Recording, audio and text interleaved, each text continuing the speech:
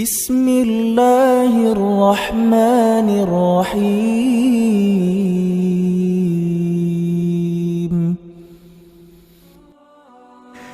بسم الله الرحمن الرحيم. السلام عليكم ورحمة الله وبركاته. الحمد لله على نعمة الإسلام وتوفيقه وكفى بها من نعمة. والصلاة والسلام على سيدنا محمد في الأولين والآخرين وبعد. Sahabat pecinta Rasulullah, begitu bahagianya bisa berjumpa dengan Anda semua. Saya doakan semoga yang menonton video ini mendapatkan keberkahan umur, ilmu dan rezekinya. Amin amin ya rabbal alamin. Sahabat pecinta Rasulullah, kita sebagai manusia yang diciptakan Allah dengan sebaik-baiknya ciptaan, diciptakan dengan bentuk yang sempurna, dilengkapi dengan insting dan naluri. Bukan hanya itu saja, kita juga ditimpakan nikmat menjadi umat yang beragama, baik itu beragama Islam maupun agama yang lainnya, sesuai keyakinan masing-masing.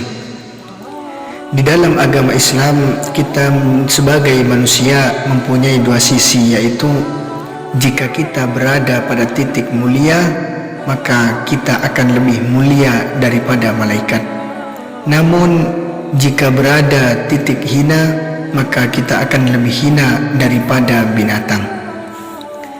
Maksud dari kata tersebut, jika kita menggunakan akal pikiran kita untuk berbuat kebaikan, menjalankan perintah Allah dan menjauhi larangannya, maka kita akan lebih mulia daripada malaikat.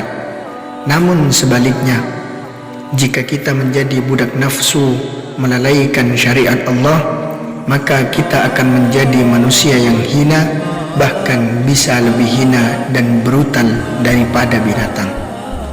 Sahabat pecinta Rasulullah, Baginda Nabi Muhammad SAW menyampaikan kabar kepada Sayyidina Ali bahwa sesungguhnya malaikat ingin menjadi manusia sebab adanya 7 hal.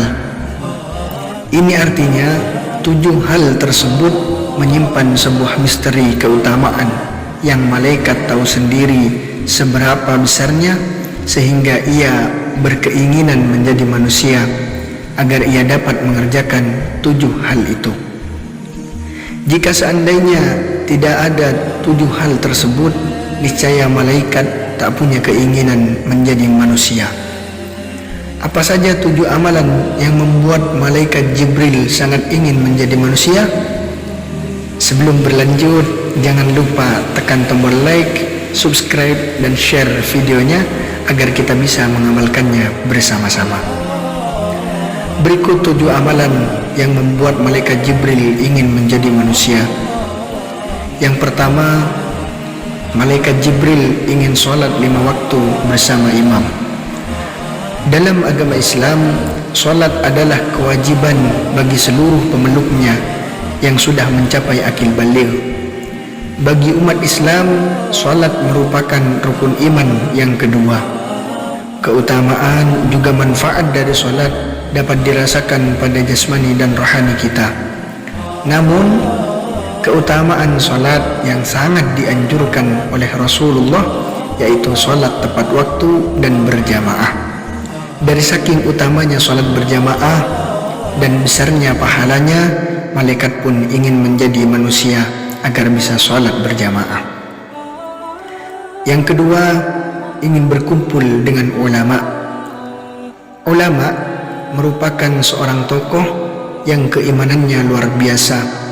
Kecintaan kepada Allah dan Rasulullah tak perlu dipertanyakan lagi.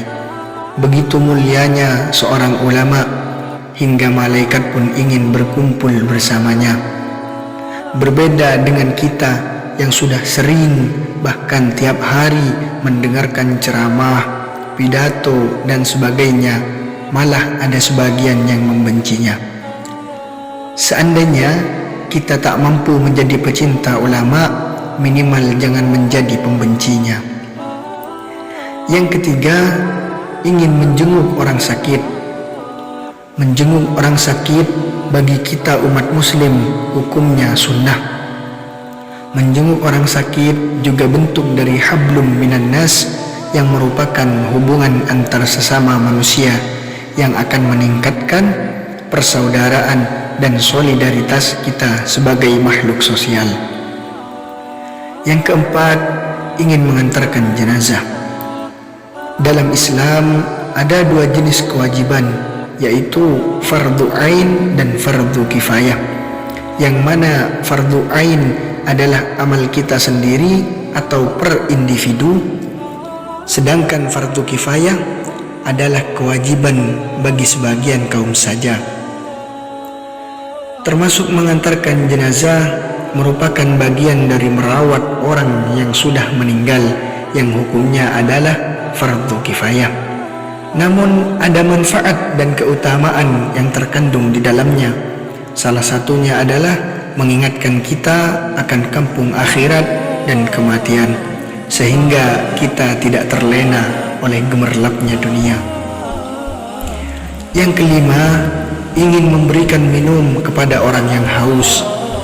Banyak sekali keutamaan memberikan makanan ataupun minuman kepada orang yang lapar dan haus yang disampaikan oleh baginda Rasulullah sallallahu alaihi wasallam. Dikisahkan ada seorang pelacur yang setiap hari kerjaannya adalah melayani laki-laki yang berhasrat ingin berhubungan. Begitulah hari-harinya ia gunakan, hingga pada saat perjalanan pulang ia melihat seekor anjing yang hampir mati kehausan. Melihat itu, hatinya pun berkeinginan untuk menolong anjing tersebut dengan mengambilkan air menggunakan sepatu yang ia gunakan, karena tidak ada lagi alat yang bisa ia gunakan untuk mengambil air tersebut. Setelah itu anjing pun sehat kembali, hingga pada saat wanita tersebut meninggal, diriwayatkan bahwa Allah mengampuni segala dosanya dan memasukkannya ke dalam syurga.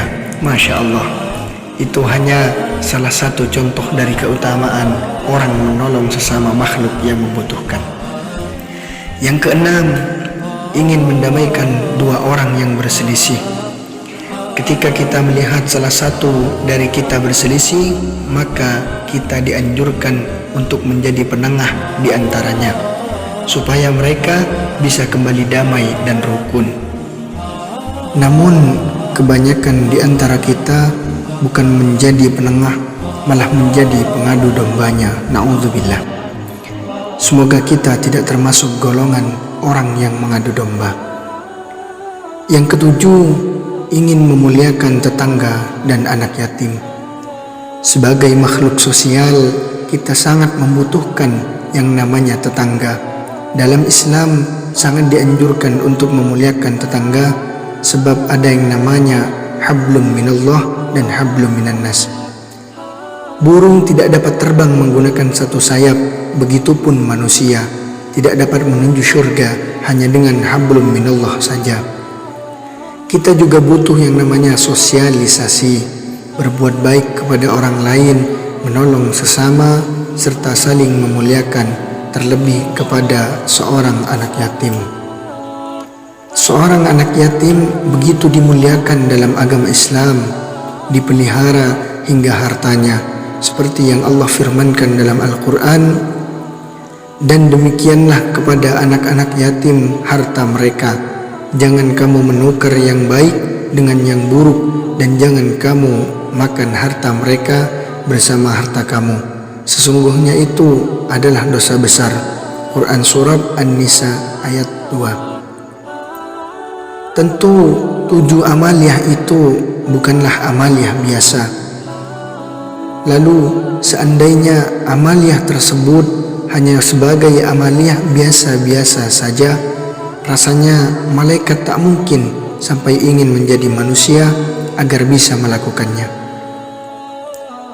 Sahabat pecinta Rasulullah, itulah tujuan amaliyah yang membuat malaikat Jibril ingin menjadi manusia.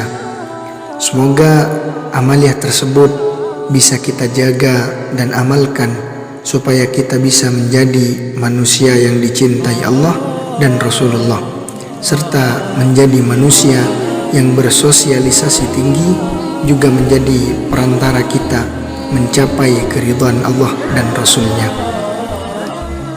Demikian video yang dapat saya sampaikan, semoga bermanfaat dan barokah. Akhirul kalam, Assalamualaikum warahmatullahi wabarakatuh.